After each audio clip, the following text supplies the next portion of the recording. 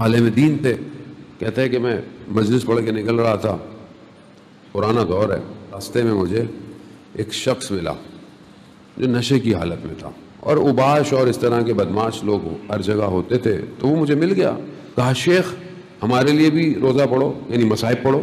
تو اس نے بولا بھائی مصائب اور مجلس پڑھنے کی جگہ ہوتی ہے، تم مجلس میں آ جایا کرو جہاں میں پڑھتا ہوں۔ کہا نہیں ہم تو آ نہیں سکتے، اب ہم جیسے لوگ کہاں مسجد میں آئیں گے، کہاں اسے نہیں۔ کہا نہیں تم آؤ۔ کہا نہیں۔ کہا اچھا پھر کہیں رکھو تو میں آ جاؤں۔ کہا نہیں یہیں پڑھو۔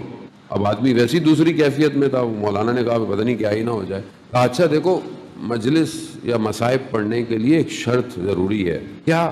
کہا کرسی ہو، ممبر ہو، تقاضا ہے۔ انہوں نے کہا کہ ایسی بات کروں تاکہ یہ مجھے جانے دے۔ وہ شخص خود جھک گیا، کہا شیخ میں ممبر ہوں، میرے اوپر بیٹھ کے پڑھو۔ کہا یہ بیٹھے، انہوں نے صرف یہی کہا السلام علیکہ یا ابا عبداللہ۔ کہا وہ کانپنا شروع ہوا۔ کہا میں نے دوسرا سلام کیا، اس کی کپ کپاہٹ بڑھتی گئی، تیسرے سلام تک اس نے گر گیا۔ میں نے بھی کہا کہ ختم۔ کہا بس شیخ۔ کہا میں تمہیں چھوڑ آتا ہوں۔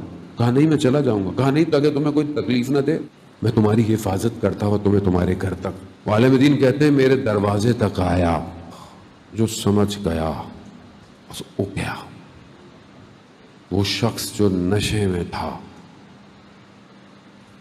کہتا ہے شیخ ایک سوال پوچھوں؟ کہا کہا شیخ یہ بتاؤ ممبر حسین جہنم میں جلایا جائے گا؟ اللہ اکبر۔ عالم دین کہتے ہیں کہ نہیں، تم نہیں جلائے جاؤ گے، تم تو امام سے محبت کرتے ہو بس۔